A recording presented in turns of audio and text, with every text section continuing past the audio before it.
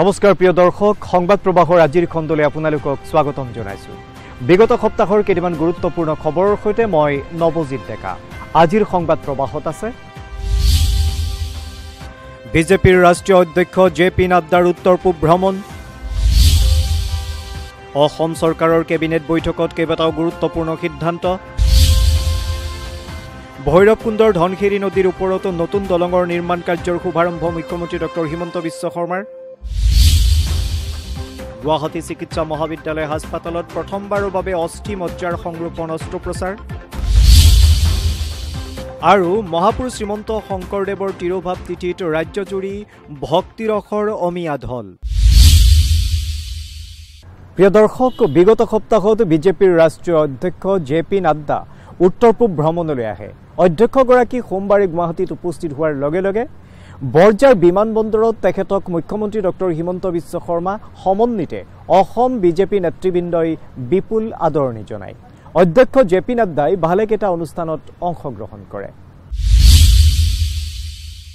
বিগত সপ্তাহৰ 29 আগষ্টত উত্তৰ পূব ভ্ৰমণত অহা বিজেপিৰ ৰাষ্ট্ৰীয় অধ্যক্ষ জে.পি. নাড্ডা গুৱাহাটীত উপস্থিত হয়। বৰজাৰস্থিত লোকপ্ৰিয় গোপীনাথ বৰদলৈ আন্তঃৰাষ্ট্ৰীয় বিমানবন্দৰত নাড্ডাক মুখ্যমন্ত্ৰী ডক্টৰ হিমন্ত বিশ্ব শৰ্মা, দলটোৰ ৰাজ্যিক সভাপতি ভৱেশ কলিতা, সাংসদ দিলীপ শইকীয়া, পল্লৱ লোচন দাস, মন্ত্ৰী অশোক সিংঘালকে ধৰি নেতা কৰ্মীসকলে আদৰণি জনায়। বিজেপিৰ ৰাষ্ট্ৰীয় অধ্যক্ষগৰাকী ইয়াৰ পিছতে কামাখ্যা মন্দিৰ দৰ্শন কৰে। সন্ধিয়া তেওঁ উজান বজাৰস্থিত বিজেপিৰ উত্তৰ পূবৰ মুখ্য কাৰ্যালয় পদ্ম ভৱন উদ্বোধন কৰে।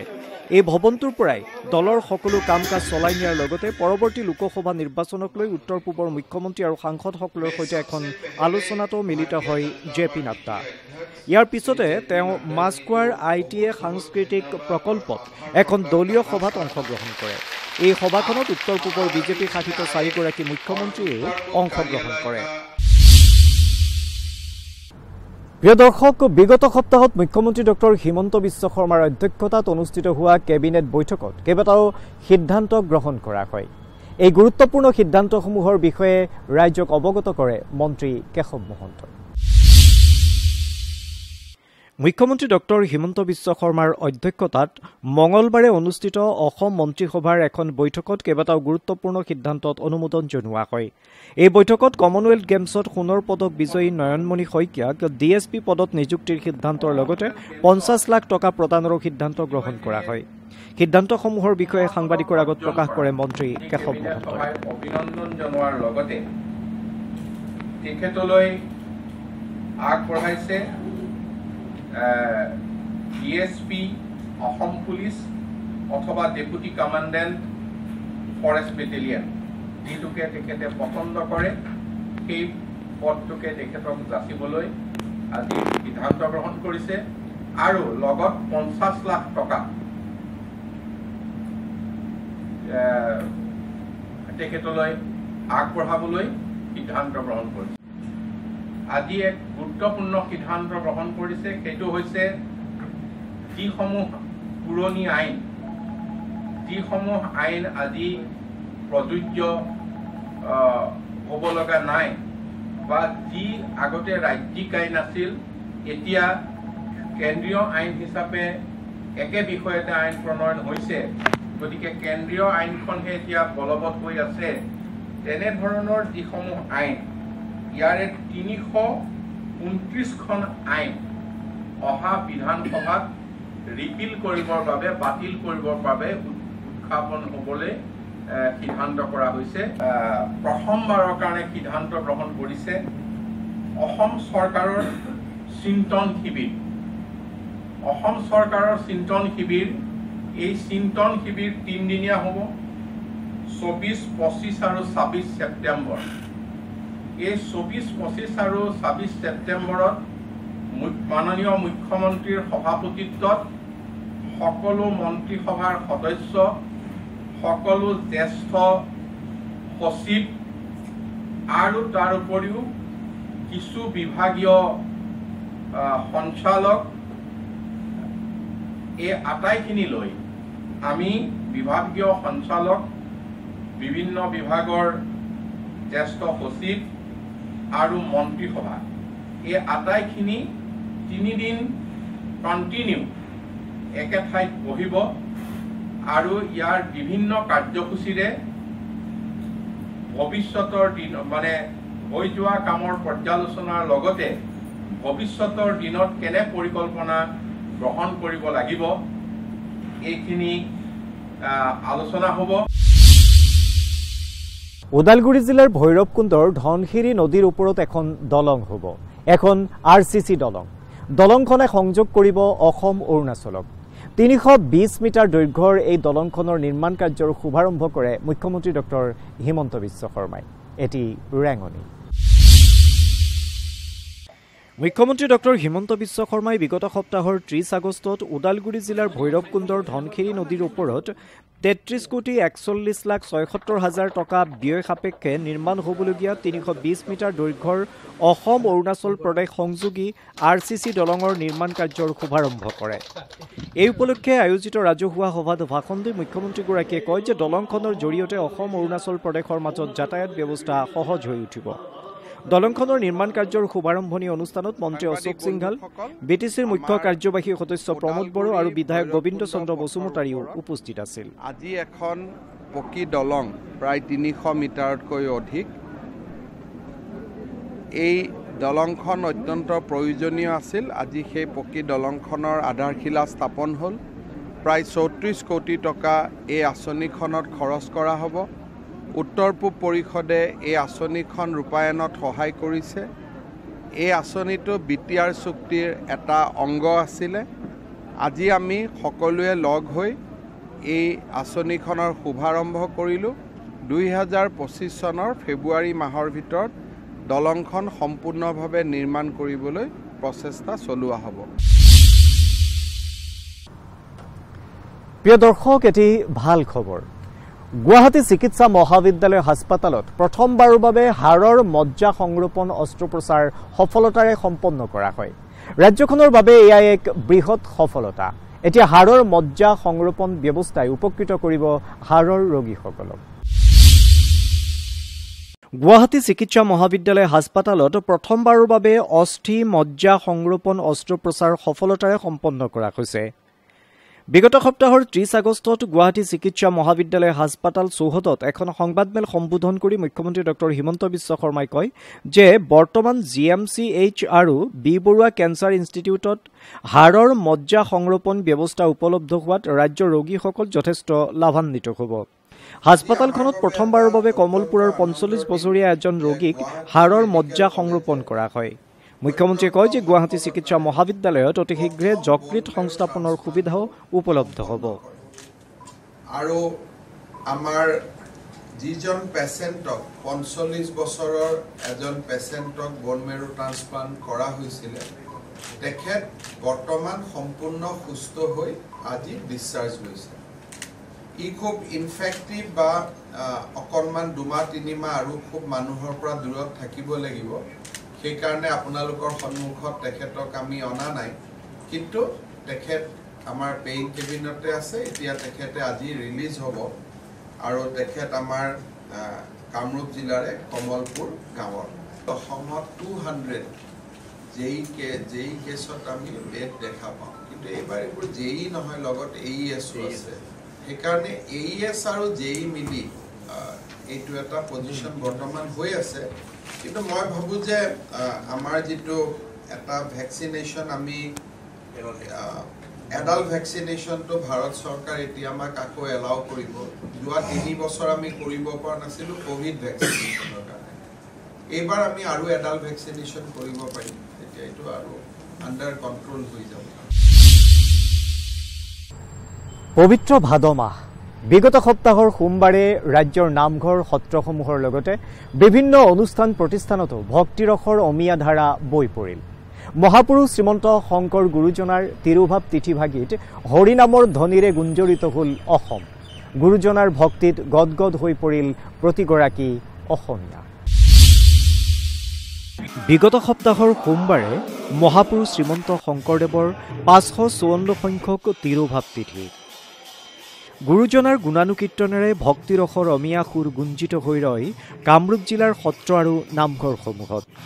শুৱালকুছিৰ প্ৰতিটো নামঘৰত ভকত বৈষ্ণৱৰ হৰিনামৰ ধ্বনিৰে মুখৰিত হৈ পৰা দেখা যায়। গুৰুজনাৰ কীৰ্তন মহোৎসৱ, এই কীৰ্তন মহোৎসৱ উজনি নামনি সৰ্ব ঠাইতে পালন কৰা হয়। বিশেষকৈ নামনি অসমত বৰপেটাৰ আৰ্হিত 7 দিন আগত আমি সকলোৱে এই কীৰ্তন স্থাপনা কৰা হয়। আজি মূল কীৰ্তন, এই মূল কীৰ্তনত আজি নাম কীৰ্তনৰ পিছত গায়ন বায়ন, ভোজন ব্যৱহাৰ, পূজাপালি আদি অনুষ্ঠান হয়। শ্ৰীমন্ত শংকৰদেৱৰ তিৰোভাৱ তিথি উপলক্ষে ওদালগুৰি জিলাৰ বিভিন্ন নামঘৰ সত্ৰৰ উপৰিও বৰঙাজুলি সত্ৰতো বিভিন্ন জনগোষ্ঠীৰ ভকতবৃন্দই নাম প্ৰসংগ অনুষ্ঠিত কৰে।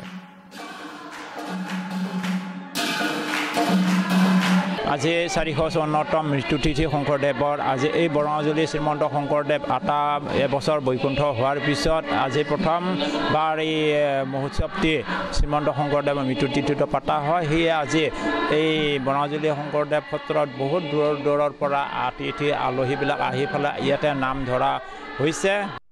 আনফালে মৰিগাঁৱৰ শ্ৰী শ্ৰী আলিপুখুৰী পাটেকীবাৰী সত্ৰতো মহাপুৰুষ শ্ৰীমন্ত শংকৰদেৱৰ তিৰোভাৱ তিথি পালন কৰা হয়।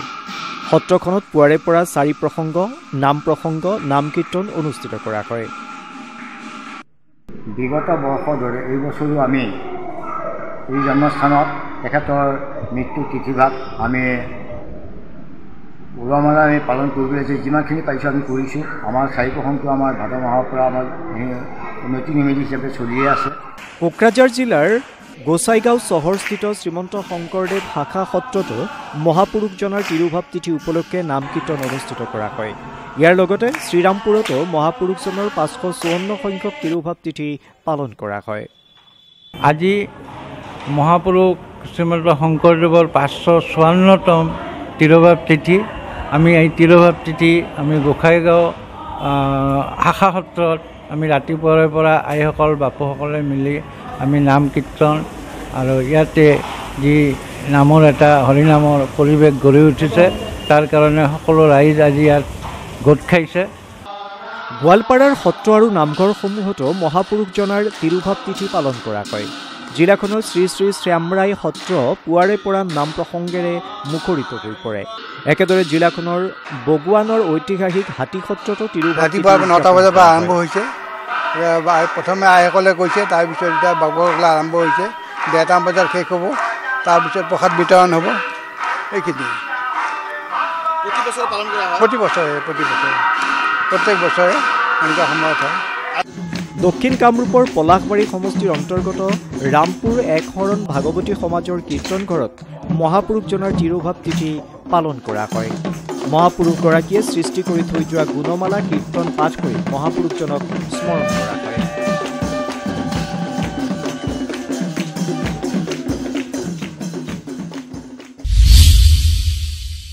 মহাপুৰুষ শ্ৰীমন্ত শংকৰদেৱৰ তিৰোভাৱ তিথি উপলক্ষে বিগত সপ্তাহৰ সোমবাৰে ঐতিহ্যমণ্ডিত বৰপেটা সত্ৰৰ লগতে সত্ৰ নগৰীখনৰ সকলো সত্ৰতে উলহ মালহেৰে গুৰুজনাৰ তিৰোভাৱ তিথি পালন কৰা হয়। বৰপেটা সত্ৰত কীৰ্তন মহোৎসৱ নামেৰে পৰিচিত এই তিথি উপলক্ষে নিয়মীয়া কাৰ্যসূচীৰ লগতে পৰম্পৰাগতভাৱে অতিৰিক্ত প্ৰসংগ আৰু ব্যাস কীৰ্তন কৰা হয়। এই উপলক্ষে কেন্দ্ৰীয় আইন মন্ত্ৰী কিৰেণ ৰিজিজু, ৰাজ্য চৰকাৰৰ পঞ্চায়ত আৰু গ্ৰামোন্নয়ন মন্ত্ৰী ৰঞ্জিত কুমাৰ দাসে সত্ৰখনলৈ আহি সেৱা লয়। এটা আশীৰ্বাদ পালোঁ আৰু ফাৰ্ষ্ট ভিজিটত ইয়াতে ইমান পবিত্ৰ জেগাত অহাটো যোনেই হওক এটা ব্লেছিং হৈ যাব আৰু এইটো কাৰণে মই চবক ধন্যবাদ জনাইছোঁ। প্ৰিয় দৰ্শক, সংবাদ প্ৰবাহত এইবাৰ দিব খুজিছোঁ অন্য দুটিমান গুৰুত্বপূৰ্ণ খবৰ। ৰাজ্যৰ জনসাধাৰণক পৰিপুষ্টিহীনতাৰ পৰা মুক্ত কৰাৰ লগতে স্বাস্থ্যৱান কৰি গঢ়ি তোলাৰ লক্ষ্যৰে অসম চৰকাৰে চলিত বৰ্ষত ৰাজ্যত ৩,০০০টা নতুন অংগনৱাড়ী কেন্দ্ৰ স্থাপন কৰিব। বৃহস্পতিবাৰৰ পৰা আৰম্ভ হোৱা ৰাষ্ট্ৰীয় পোষণ মাহ উপলক্ষে গুৱাহাটীৰ শ্ৰীমন্ত শংকৰদেৱ কলাক্ষেত্ৰত আয়োজিত এটা অনুষ্ঠানত মুখ্যমন্ত্ৰী ডক্টৰ হিমন্ত বিশ্ব শৰ্মাই এই কথা ঘোষণা কৰে। তেওঁ কয় যে বৰ্তমান চৰকাৰৰ 5 বছৰীয়া কাৰ্যকালত মুঠ 15,000 এনে অংগনৱাড়ী কেন্দ্ৰ স্থাপন কৰা হ'ব। মুখ্যমন্ত্ৰীয়ে পৰিপুষ্টি আৰু স্বাস্থ্য ৰক্ষাৰ দিশত সংস্কাৰমূলক ব্যৱস্থা গ্ৰহণ কৰিবলৈ মহিলা আৰু শিশু উন্নয়ন বিভাগৰ প্ৰতি আহ্বান জনায়। অনুষ্ঠানত মহিলা আৰু শিশু উন্নয়ন মন্ত্ৰী উপস্থিত থাকে।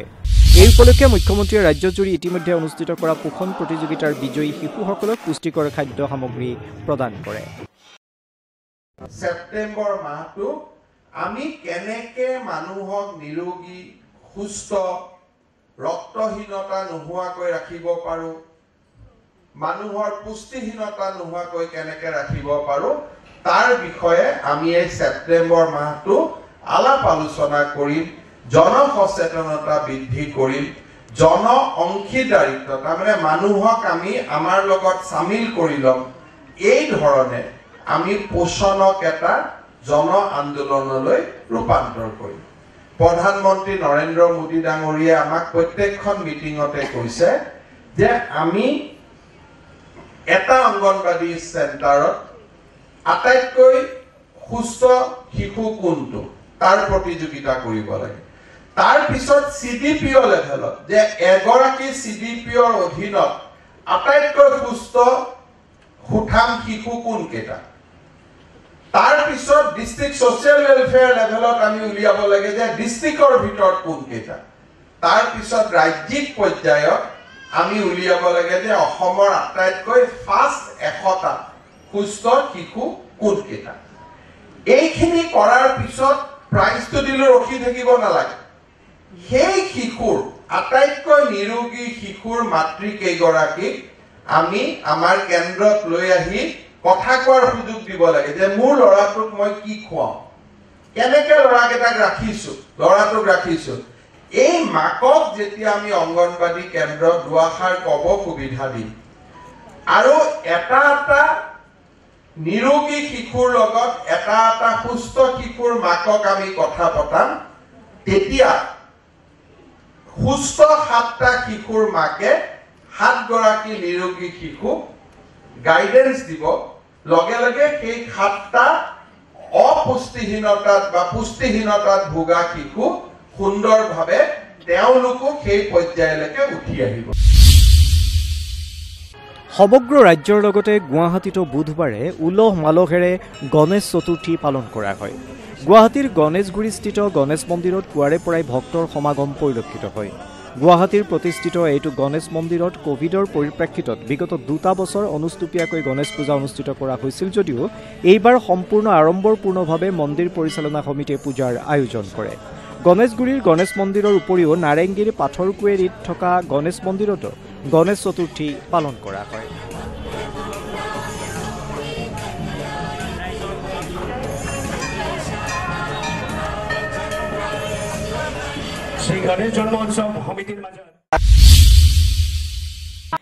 চিৰাং জিলাৰ বিজনী চহৰত গণেশ চতুৰ্থীৰ আৰাধনা। এই উপলক্ষে বিজনীৰ বান্ধৱ উচ্চতৰ মাধ্যমিক বিদ্যালয়ত অস্থায়ী মন্দিৰৰ শুভ উদ্বোধন কৰে BTRৰ মুখ্য কাৰ্যবাহী সদস্য প্ৰমোদ বড়োৱে। এই অনুষ্ঠানত প্ৰমোদ বড়োৱে অসমবাসী ৰাইজক পবিত্ৰ গণেশ চতুৰ্থীৰ শুভেচ্ছা জ্ঞাপন কৰে। একেটা অনুষ্ঠানত সাংসদ নৱকুমাৰ শৰণীয়াও উপস্থিত আছে। মই আনন্দিত হৈছোঁ। গণেশ চতুৰ্থীৰ এই পবিত্ৰ দিনত আমাৰ BTRবাসী, অসমবাসী আৰু ভাৰতবাসী সকলো ৰাইজলৈ শুভেচ্ছা জনাইছোঁ আৰু ভগৱান গণেশৰ ওচৰত প্ৰাৰ্থনা কৰিছোঁ যে আমাৰ সমাজখনক শান্তি সম্প্ৰীতি আৰু ভালকৈ আগুৱাই যোৱাৰ কাৰণে আমাক সকলো দিশৰ পৰা আশীৰ্বাদ কৰে আৰু আমাৰ সকলো শ্ৰেণীৰ লোককে ধন জন সন জ্ঞান সব বুদ্ধিবিলাক যাতে গণেশ ভগৱানে প্ৰদান কৰে, ইয়াৰ কাৰণে মই গণেশ ভগৱানৰ ওচৰত প্ৰাৰ্থনা কৰিছোঁ।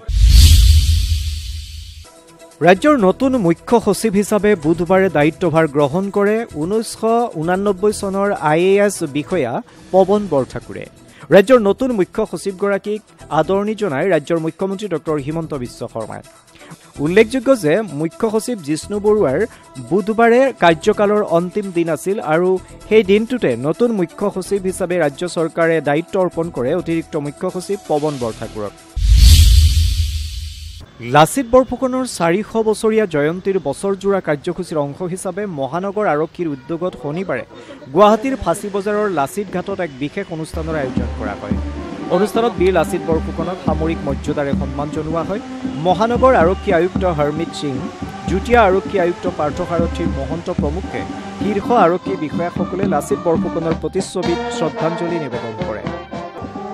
বৰ অসম গঢ়াৰ ক্ষেত্ৰত লাচিত বৰফুকনৰ অৱদানক অসমীয়া জাতিয়ে সদায় মনত ৰাখিব বুলি যুটীয়া আৰক্ষী আয়ুক্ত পাৰ্থসাৰথী মহন্তই প্ৰকাশ কৰে। জন্ম জয়ন্তী উপলক্ষে চলি থকা বছৰজোৰা কাৰ্যসূচীৰ লগত সংগতি ৰাখি আমি গুৱাহাটী মহানগৰ আৰক্ষীয়ে আজি এই অনুষ্ঠানৰ আয়োজন কৰিছোঁ আৰু আজি এই অনুষ্ঠানলৈ মহানগৰ আৰক্ষীৰ হৈ মই আপোনালোক সকলোকে আন্তৰিক স্বাগতম জনাইছোঁ। কেন্দ্ৰীয় ৰাজ্যিক মন্ত্ৰী ৰামেশ্বৰ তেলীয়ে বিগত সপ্তাহৰ সোমবাৰে গুৱাহাটীত নিৰ্মীয়মান অৱস্থাত থকা ৰাষ্ট্ৰীয় তেল সংগ্ৰহালয় পৰিদৰ্শন কৰে। এই সংগ্ৰহালয়ত দেশৰ তেল উদ্যোগৰ সকলো ইতিহাস প্ৰদৰ্শন কৰা হ'ব। এই সংগ্ৰহালয়টোৰ নামকৰণ কৰা হ'ব ভাৰতীয় হাইড্ৰ'কাৰ্বন উদ্যোগৰ পিতৃস্বৰূপ KD মালব্যৰ নামেৰে।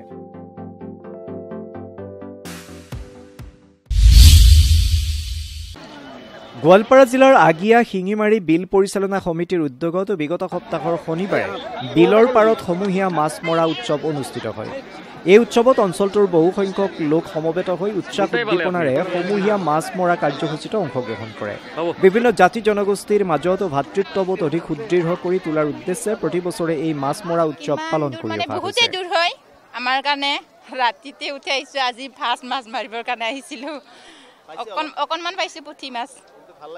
ভাল লাগিছে বহুত মানুহ যে এতিয়াহে ফাৰ্ষ্ট মই অহা নাই। যোৱা বছৰে অহা নাই, এই বছৰে আহিছে। মাছ মাৰি কেনে ভাল লাগে। বোৱালি আৰু পুখুৰী মাছ। প্ৰিয় দৰ্শক, এয়া আছিল সংবাদ প্ৰবাহৰ আজিৰ খণ্ডৰ খবৰ। পৰৱৰ্তী সপ্তাহত আৰু কেইটামান গুৰুত্বপূৰ্ণ খবৰৰ সৈতে মই নৱজিৎ ডেকা আপোনালোকৰ সন্মুখত পুনৰ উপস্থিত হ'ম। আপোনালোকে চাবলৈ নাপাহৰিব DD অসমৰ অনুষ্ঠান সংবাদ প্ৰবাহ সম্প্ৰচাৰিত হৈ প্ৰতি শনিবাৰে দিনৰ 2:30 বজাত। তেতিয়ালৈ বিদায় লৈছো। নমস্কাৰ।